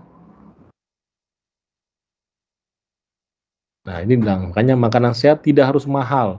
Jadi bisa menggunakan pangan lokal atau pangan Nusantara, yaitu pangan yang diproduksi di wilayah Indonesia dan tersedia dekat dengan masyarakat. Mujair pun ternyata baik kandungan proteinnya. Kemudian ubi ungu, ikan teri. Jadi banyak makanan-makanan ternyata ketika dikonsumsi sangat berpengaruh pada saat pembentukan mulai ibu hamil dan ibu itu sampai baduta. Nah, ini yang nanti bisa mahasiswa untuk mengelola jenis-jenis makanan, mengajari masyarakat pada saat mungkin di sekitar desanya atau kampungnya, telurahnya berperan aktif posyandu untuk memberikan informasi ini kepada ibu-ibu hamil maupun ibu-ibu yang memiliki baduta dan balita. Selanjutnya, kemudian juga sekarang kan mahasiswa pasti punya media sosial. Coba harapannya mahasiswa tidak hanya update status, mungkin dia sedang di mana atau sedang liburan. Mungkin baiknya juga mahasiswa juga bisa berperan aktif dalam pencegahan stunting dengan mengupdate status informasi tentang stunting. Apa itu stunting, kemudian seperti apa tadi sehat, hingga mahasiswa tidak hanya statusnya ya yang pribadi, tapi bagaimana kita memberikan informasi dan menolong orang lain. Selanjutnya, pembuatan video pendek itu sangat bagus. Nah, itu mungkin juga bisa nanti ketika tugas-tugas untuk mahasiswa dalam berupa coba buat video pendek untuk misalnya mengedukasi masyarakat. Biasanya kalau yang terkait mungkin administrasi publik, jadi bisa dibuat tersebut karena ini masuk dalam program percepatan nasional stunting ini. Kemudian kampanye gizi dan kesehatan sama membangun gerakan hidup sehat. Itu salah satu dari peran-peran mahasiswa juga. Selanjutnya, oke, ini sama dengan tadi ya. Jadi memberi informasi kepada SD, SMP, SMA, kemudian di tingkat remaja, mungkin kalau ada kegiatan remaja masjid atau pemuda-pemuda gereja, masih juga bisa aktif dalam menyampaikan informasi-informasi ini. Selanjutnya, nah sebagai penutup, selanjutnya, mari kita peduli dan bersama-sama berpartisipasi serta memahami untuk mencegah stunting. Next, dengan tujuan agar SDM Indonesia masa depan bebas stunting. Jadi kita memiliki SDM yang berkarakter kuat, multi kecakapan abad 21, inovatif dan entrepreneur, juga mempunyai kompetensi wawasan global, hingga harapannya setiap warga negara dapat bekerja dan memiliki aktif hidup sebagai warga negara yang baik dalam tatanan kehidupan dunia, serta selalu menjadi mahasiswa yang memiliki berpikiran kritis dan memiliki kemampuan akademik sepanjang hayat. Itulah materi terkait dengan apa peran mahasiswa dalam menurunkan stunting. Harapannya saya yaitu ketika sudah mengetahui informasi ini, Bapak Ibu, rekan-rekan mahasiswa tergerak hatinya. Bagaimana kita membangun, kita walaupun kita belum bekerja mungkin masih belajar, tapi kita bisa memberikan sesuatu yang baik kepada masyarakat, generasi kita ke depannya, orang tua, keluarga terdekat, bahwa stunting itu berbahaya, tidak bisa disembuhkan, tetapi bisa kita cegah. Demikian penyampaian dari saya dan terima kasih atas waktu yang diberikan pada saya. Selanjutnya saya kembalikan kepada moderator. Baik, terima kasih banyak Pak Vetaroy. Buat pemaparan materinya kita berikan aplaus. Baik, terima kasih banyak. Jadi memang ternyata stunting ini pengertiannya banyak ya, yang dibahas banyak ya. Jadi selama ini kan kita cuma tahu stunting tubuh pendek, ukuran anak-anak ukuran pendek, tubuhnya tidak sehat. Ternyata proses menuju ke stuntingnya ini banyak penyebab dan banyak hal yang tadi sudah dipaparkan. Mudah-mudahan ini dapat menjadi wawasan buat mahasiswa Universitas Terbuka, karena memang Pak Roy untuk mahasiswa UT sendiri kita masuk dalam berbagai karakter, karena mahasiswa UT bukan hanya mahasiswa yang graduate dari SMA dalam arti mahasiswa yang statusnya belum menikah, tapi hampir 80% adalah mahasiswa yang sudah menikah dan status sudah berumah tangga. Jadi dengan kegiatan ini menjadi menambah wawasan mahasiswa bahwa memiliki anak bukan hanya memiliki, tapi bagaimana bertanggung jawab terhadap tumbuh kembang anak, untuk bagaimana kita menyiapkan SDM generasi emas program pemerintah untuk 2045. Indonesia menyiapkan generasi emas dengan menguatkan 1000 hari pertama anak-anak dalam masa pertumbuhan dan juga menyiapkan calon-calon pasangan, dalam arti mencegah terjadinya pernikahan dini karena belum adanya kesiapan mental maupun kesiapan produktif untuk ibu hamil di usia dini. Baik, selanjutnya kita akan masuk di sesi tanya jawab kepada rekan-rekan mahasiswa yang mau memberikan pertanyaan. Saya buka sesi pertama untuk 3 penanya, silakan.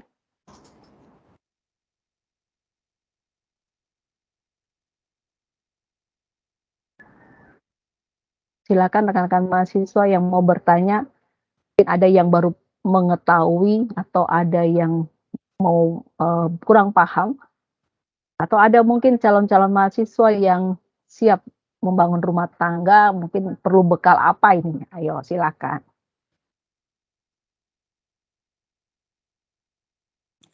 Mungkin dari saya, Bu. Silakan sebut namanya. Dari Juwita program studi Syafnur mana? Tanya, Oke, dari program studi Administrasi Negara. Administrasi Negara. Administrasi. Silakan. Ada yang Ya. mau ditanyakan? Ya, pertanyaan saya itu bagaimana kita membedakan antara stunting dengan faktor genetik? Kan stunting itu kan yang badannya berukuran kecil itu. Misalnya kalau genetik dari ayahnya mungkin kecil atau ibunya kecil, bagaimana cara kita membedakannya gitu, Pak? Stunting dengan faktor genetik. Sekian, terima kasih. Juwita ya? Iya, Bu. Iya, ada lagi pertanyaan penanya kedua? Ada, Bu. Izin bertanya. Silakan dengan Mbak Neneng ya? Dengan Neneng kok. Iya, betul. Oke. Dari izin program bertanya, studi? apakah ilmu komunikasi? Oke. Apakah stunting bisa disembuhkan atau pertumbuhan anak penderita stunting bisa kembali normal? Bisa disembuhkan atau bisa kembali normal. Oke, penanya ketiga.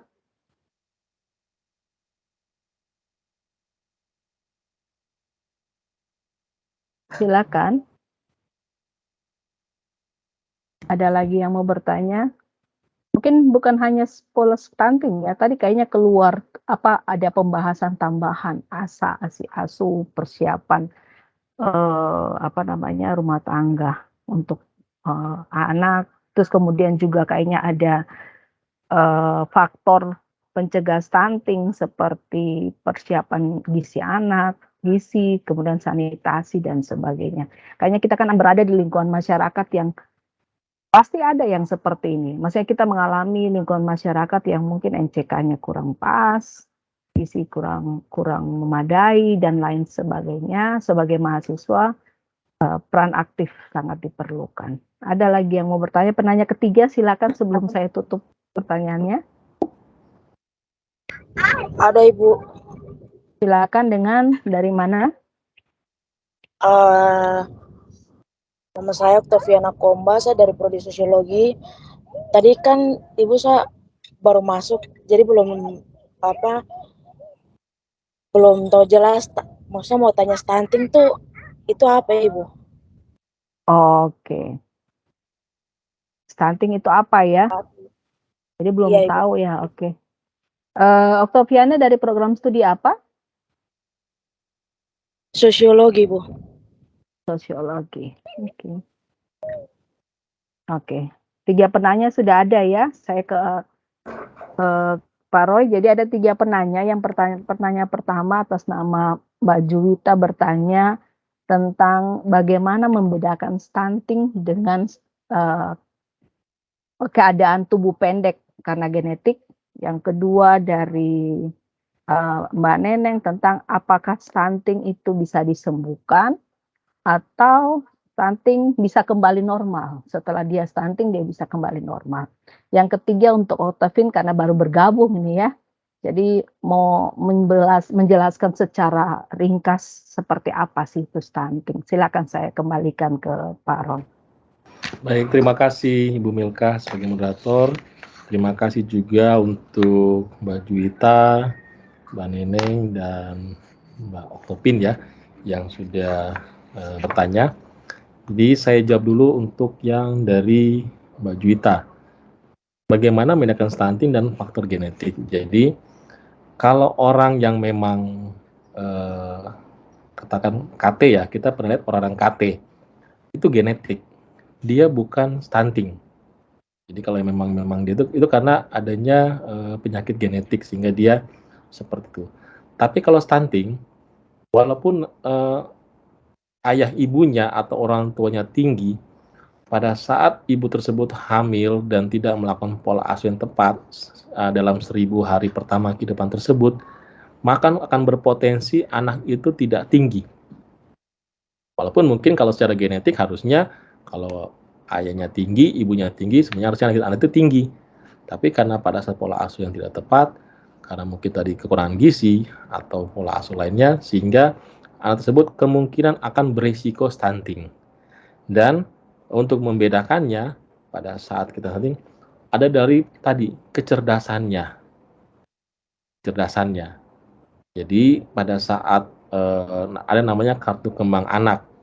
Harusnya anak di usia tersebut, misalnya usia 10 bulan harusnya sudah bisa merangkak, dia belum, atau sudah bisa bicara, ini kok belum bisa bicara. Nah, itulah faktor-faktor yang mulai dilihat.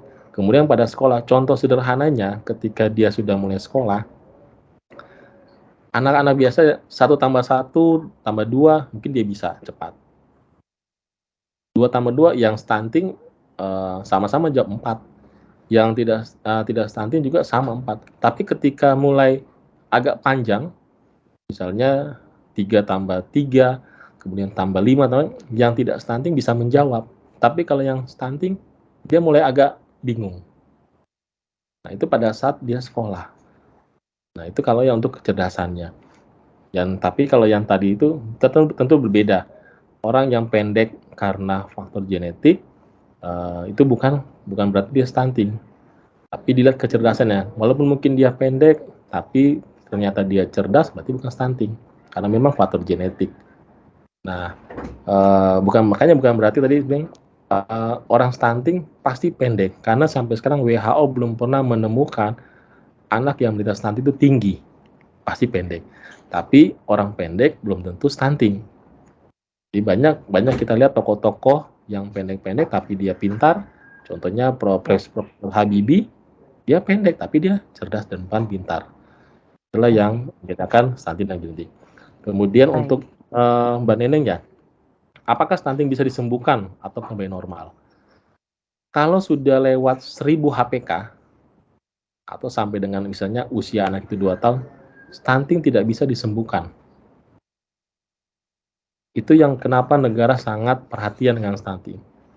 Karena ketika sampai dengan 1000 HPK itulah pembentukan otak dan pertumbuhan anak tersebut. Makanya ketika pada saat pendampingan, mulai dari ibu hamil itu sudah mulai kontrol ke rumah sakit, puskesmas, posyandu untuk melihat ini walaupun anak itu masih dalam kandungan bisa beratnya berapa. Sekarang kan alat-alat sudah canggih. Dia sudah bisa mendeteksi berat si anak tersebut mulai dari kandungan. Ketika beratnya dianggap kurang, berarti ibu harus mulai menambah gizinya, jangan dibiarkan. Apalagi yang berbahaya untuk ibu-ibu yang pada saat itu malas untuk memeriksakan kehamilan. Sekarang ada aturan baru dari Kementerian Kesehatan untuk pemeriksaan kehamilan minimal 6 kali. 6 kali wajib untuk pemeriksaan kehamilan. Guna mendeteksi jangan sampai nanti anaknya lahir dari stunting. Jadi ketika sudah lahir masih bisa dikasih kesempatan intervensi, perbaikan gizi, sampai dengan anak usia tersebut 2 tahun. Lewat 2 tahun ya tetap anak itu akan stunting. Yang tadi pertanyaan dari Bu Pin, apa itu stunting? Jadi stunting adalah bukan penyakit, tapi gangguan pertumbuhan yang menyebabkan anak tersebut terganggu otak dan fisiknya. Itu diakibatkan oleh kekurangan gizi kronis dan infeksi berulang. Jadi gangguan pertumbuhan.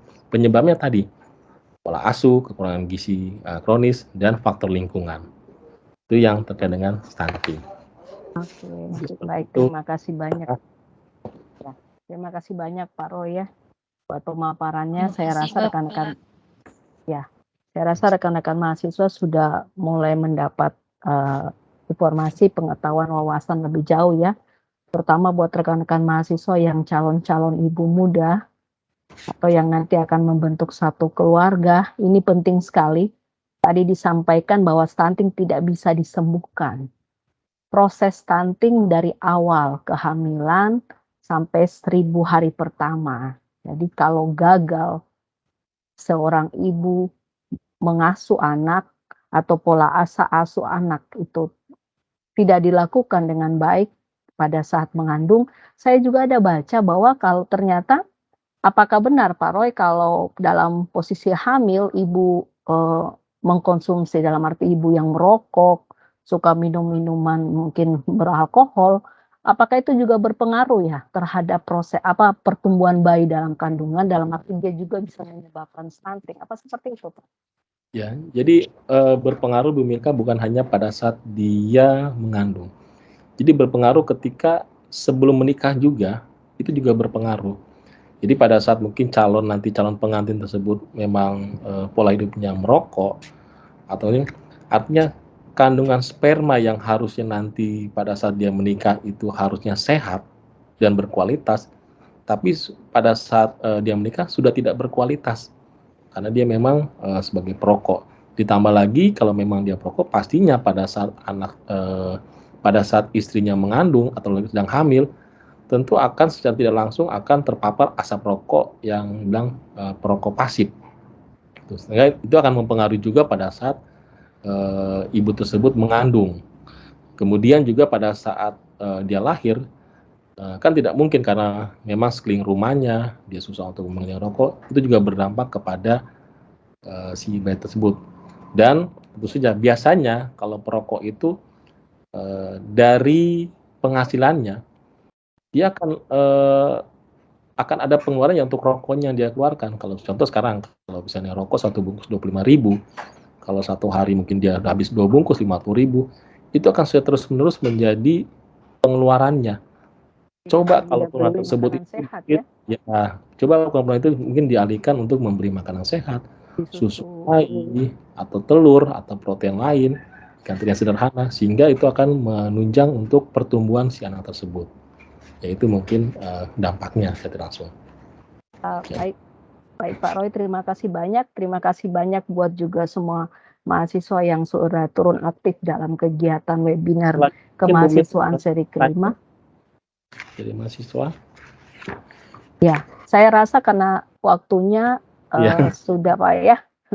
Sebenarnya masih banyak yang kita mau bahas karena stunting ini penting sekali. Ini stunting penting bagaimana Indonesia maju. Berarti dia harus menyiapkan generasi-generasi muda yang dari sekarang sudah mulai dibentuk. Menyiapkan keluarga-keluarga berpotensi untuk next ke depan target 2045 itu kurang lebih sudah berapa tahun ya? Kurang lebih masih ada sekitar 23 tahun lagi. Ini tidak terasa ya, 23 tahun. Generasi-generasi berarti yang sekarang masih usia mungkin dalam kandungan, masih usia bayi, ini harus kita jaga bersama-sama. Jadi saya mengajak mahasiswa Universitas Terbuka Jayapura kita berperan aktif. Berperan aktif dalam mensukseskan program pemerintah untuk menciptakan generasi emas tahun 2045 dengan menciptakan atau menyiapkan generasi-generasi yang bebas dari stunting. Sehingga Indonesia akan semakin lebih maju dengan SDM yang ada. Baik, mungkin itu saja yang bisa disampaikan. Sepertinya ada, ya. Pak Roy saya izin, ini ada mahasiswa yang mungkin 2 penanya Pak ya, mungkin jawabannya singkat dan jelas saja karena kita sudah mepet waktu. Ini ada 2 penanya atas nama Nurul di chat tadi, beliau ada chat. Nurul Aziza yang bertanya bagaimana jika sudah tumbuh besar, dia mengalami stunting, tetapi dia hanya mengira jika itu faktor genetik. Oke. Yang kedua dari Winda Apriliani, dia bertanya apa dampak dari masalah gizi kronis sehingga stunting, jadi masalah gizi kronis setelah stunting. Dan yang kedua, jika dia sudah tumbuh besar, terus dia mengalami stunting. Ini saya agak dilema dengan pertanyaannya ya. Sudah tumbuh besar tapi stunting. Dan dia mengira itu karena faktor genetik. Oh ya, Nurasisa bagaimana? Pertanyaannya kayaknya kurang jelas ya. Izin Bu, ini bukan dari Gimana? Dari saya dulu Bu, Nurul Aziza. Ini pertanyaan saya kan begini, semisal tuh Bu, ini anak sudah mulai tumbuh dan berkembang, tetapi dia tidak menyadari bahwa dia ini terkena penyakit stunting, tetapi melainkan dia mengira ini faktor genetik dari keluarganya. Bagaimana? Boleh tahu usia berapa anak yang sudah mulai tumbuh besar? Semisal kayak kurang lebih setahun seperti itu Ibu. Oh, oke. Kita tidak buka penanya baru ya, cuma baca pertanyaan yang ada di chat saja Pak Roy ya. Oke, baik. Ya, mungkin bisa dijawab, silakan. Jadi tadi seperti sampaikan, kalau memang misalkan anak tersebut baru berusia setahun, kemudian anggapan dia tidak tahu bahwa stunting. Nah, itulah makanya kenapa posyandu itu mulai digalakan. Seharusnya untuk ibu-ibu yang punya anak bayi maupun proses kehamilan, dia juga punya tanggung jawab ketika sedang pada saat proses hamil, dia wajib untuk mengunjungi fasilitas kesehatan atau puskesmas. Kalau puskesmas, setahu saya kemarin kita cek, untuk biaya periksa kehamilan itu cuma 10.000, jadi tidak mahal. Jadi bukan berarti takut periksa karena mahal. Biaya pemeriksaan kehamilan itu cuma 10.000. Kemudian kalau sudah punya anak 1 tahun, biasanya posyandu itu ada di tiap-tiap kelurahan atau kampung. Harusnya membawa anak tersebut ditimbang, kemudian dilihat, diukur, apakah harusnya usia segini, harusnya tingginya sekian. Nah itu sudah terdeteksi sejak dini. Tapi kalau orang tuanya memang malas untuk bawa anaknya, baik ke pemeriksaan kesehatan, itu yang mengakibatkan tidak terdeteksi. Padahal untuk posyandu tentu tidak ada biaya, puskesmas juga biayanya murah. Tapi bagaimana kita tadi, mungkin Mas bisa bantu untuk menginformasikan kepada masyarakatnya, keluarganya, ketika kita sudah mulai punya bayi, 1000 HPK itu, mulai dari anak itu mulai hamil, ibu itu hamil sampai dengan punya anak baduta, lakukan pengecekan atau pengecekan dini ke posyandu. Contoh yang paling sederhana kenapa itu berpengaruh, banyak ya, ketika itu sangat berpengaruh ketika memang dari hamil. Jadi anggapannya orang, hamil ya hamil, padahal biasanya ibu-ibu yang bekerja dan anaknya hamil biasanya anaknya pintar-pintar. Karena dia sudah terangsang mulai dari kandungan, dia sudah mulai berpikir. Jadi bukan berarti mitosnya supaya anak-anak itu pintar pada saat nanti ari-arinya lahir, nanti dikubur ari-arinya, taruh pensil, taruh buku. Nah itu salah. Jadi memang proses untuk supaya anak itu cerdas dari itu mulai dari pada saat mulai kehamilan. Jadi yang jelas kalau 1 tahun itu masih bisa dideteksi. Yang penting asal rajin untuk mengunjungi posyandu maupun puskesmas atau pustu yang terdekat. Tapi nanti kalau sudah di usia 5 tahun ke atas, itu jelas tidak akan bisa disembuhkan. Dia sampai besar, pasti anak itu mudah sakit, mudah terserang penyakit karena tadi berisiko stunting. Itu aja Bu Mira. Baik, terima kasih banyak Pak Roy buat semua pemaparan dan jawabannya buat rekan-rekan mahasiswa. Kita akhiri kegiatan webinar pada siang hari ini. Dan kita akan melanjutkan lagi dengan kegiatan webinar seri ke-6, nanti akan diinformasikan lagi kepada semua mahasiswa untuk mengikuti semua kegiatan webinar untuk menambah wawasan. Karena kegiatan mahasiswa ini kita bukan hanya belajar saja, tapi bagaimana kita melakukan kegiatan yang lain di luar pendidikan untuk mengetahui apa sih yang ada di lingkungan masyarakat seperti stunting. Jadi memang stunting ini sangat penting, bagaimana kita mengedukasi mahasiswa berperan aktif untuk memberi informasikan kepada masyarakat. Mungkin ada kakak yang lagi hamil, mungkin ada saudara yang lagi hamil, dibilang jaga pola asuh, pola asa dan makanan bergizi, serta menggunakan air yang sehat supaya generasi yang nanti lahir adalah generasi yang bebas dari stunting. Mungkin itu saja yang bisa saya akhiri kegiatan webinar kita pada siang hari ini. Akhirnya terima kasih banyak buat narasumber Bapak Vetaro SEMPD dari BKKBN Provinsi Papua dan semua rekan-rekan mahasiswa yang sudah turut aktif dalam kegiatan webinar kita pada siang hari ini. Begitu juga buat teman-teman dari tim ICT UT Jayapura dan tim kemahasiswaan UT Jayapura. Akhirnya saya ucapkan selamat siang, selamat bertemu kembali dan selalu dalam keadaan sehat. Terima Terima kasih, Bu kasih. Milka. Bu Milka, saya bisa izin untuk terakhir.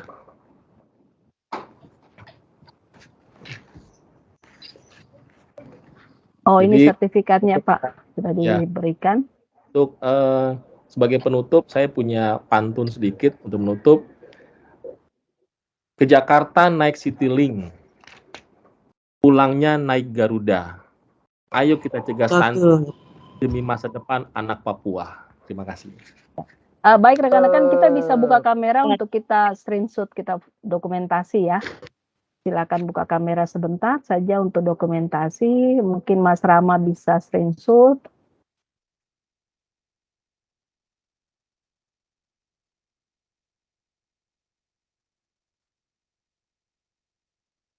Silakan Mas Rama diatur. 2, 3. Oke, satu kali lagi. 1, 2, 3.